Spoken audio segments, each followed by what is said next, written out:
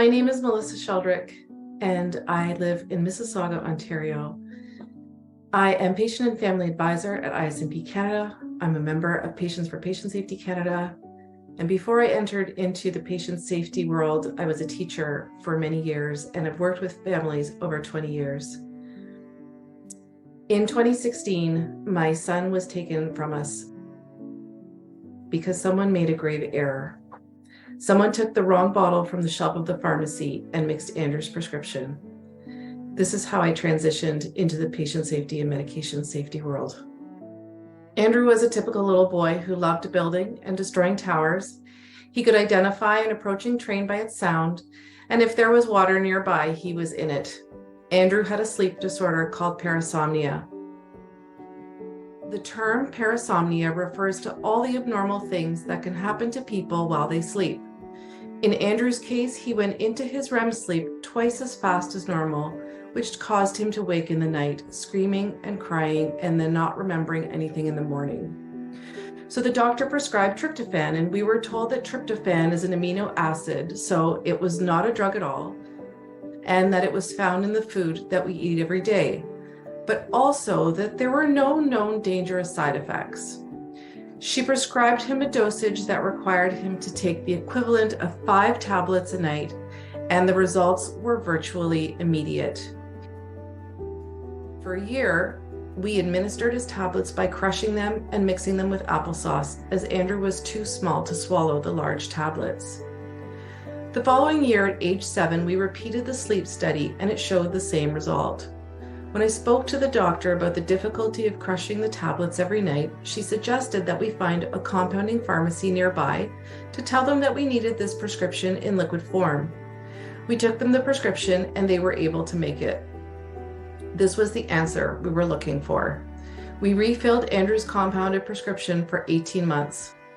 On Friday, March 11th, 2016, I called for a refill for Saturday pickup, which we did, and promptly brought it home to the refrigerator where it stayed until approximately 9:30 p.m. I gave him the dose, kissed him goodnight, and tucked him in. He did not wake up on Sunday morning. For 4 months, we did not know why Andrew died, and then we received a call from the homicide division of the police department to come in, give a statement, and then to meet with the coroner. It was then that we learned that the bottle of medication that the police seized from our fridge on Sunday, March 13th contained no tryptophan at all, but only baclofen, mixed in the same concentration as Andrew's prescription, 3 times the lethal dose for an adult.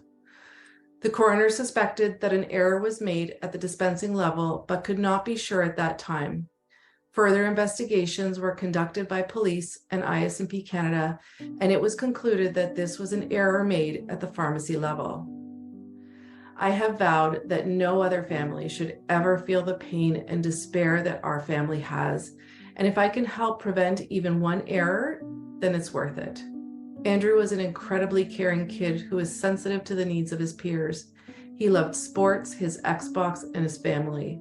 It's my responsibility now to continue Andrew's legacy of caring, to increase patient safety in community pharmacies. I have been and continue to work with professionals from across Canada and across the globe who share my vision. One of the biggest things that I ask community pharmacy staff to remember is that there's a person behind every prescription, and that every decision that's made behind the pharmacy counter has an impact on the patients that you are serving. And so to be able to communicate with them, to ask them questions, to see them and to hear them and to listen and to do what matters to them is really critical to know how you can best be their healthcare provider. And with that, it's also important as a staff to be able to talk to each other, to communicate with each other. When there's an error made, not to point fingers or assign blame, but really to work together to see what happened. Where was the gap, and how can you work together to prevent it from happening again? And I think with all of those factors, community pharmacies can continue to be safe places, and they can grow to be even safer places.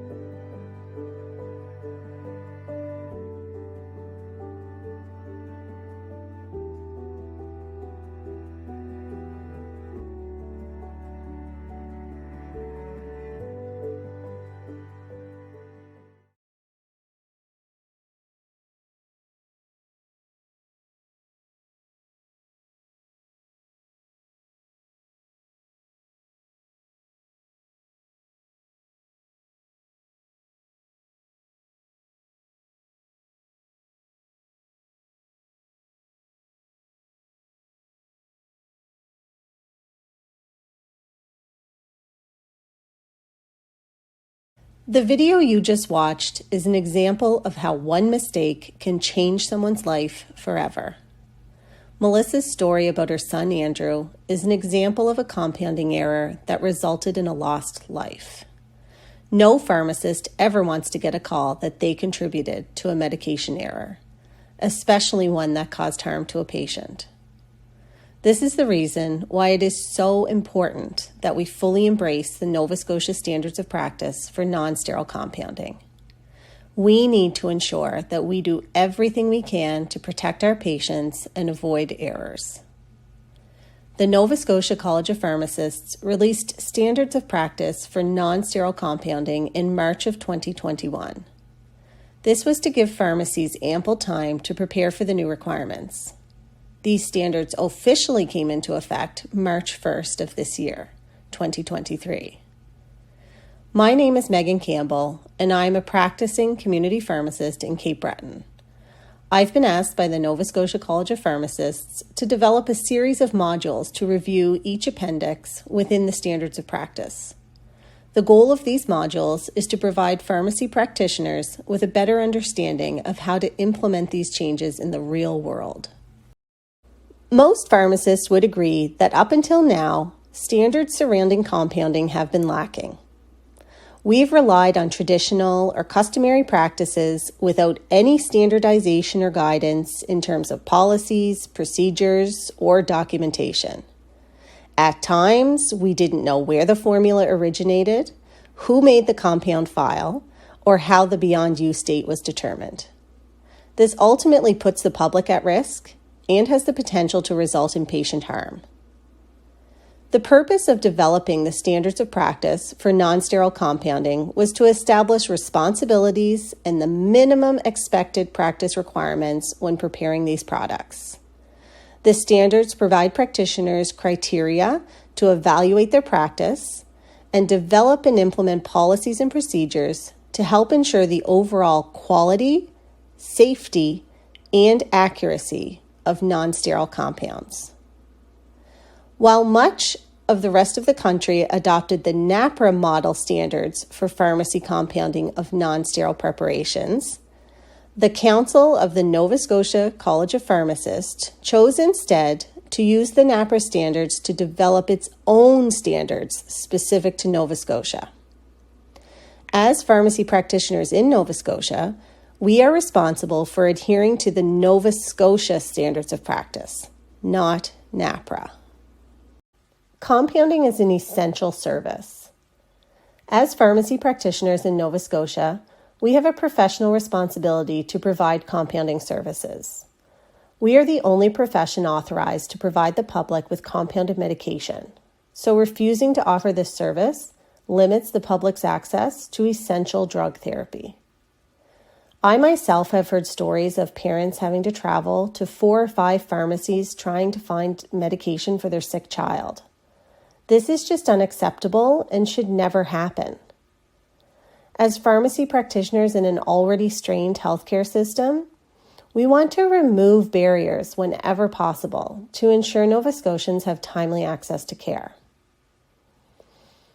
Section 1 of the standards clearly states that the pharmacy manager is responsible for ensuring their pharmacy fulfills its responsibilities to prepare basic non-sterile compounds customary to community pharmacy practice. If a compound requires specialized skill, equipment, or facilities, you must assist and facilitate the patient in accessing the service from another provider. This could mean phoning a compounding pharmacy on behalf of the patient to check on availability, wait time, or cost. This may also include transferring the prescription rather than asking the patient to bring it to another pharmacy themselves. Our goal should always be to minimize any further inconvenience to the patient.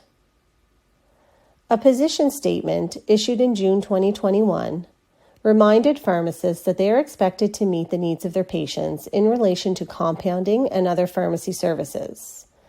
It is our professional responsibility to adapt to evolving standards of practice. Ultimately, refusing to provide any compounding services is not an option for a pharmacy in Nova Scotia. It is contrary to the requirements in the Pharmacy Act and is a violation of our Code of Ethics. In the next 4 modules, I will review Appendices A through G of the Standards of Practice.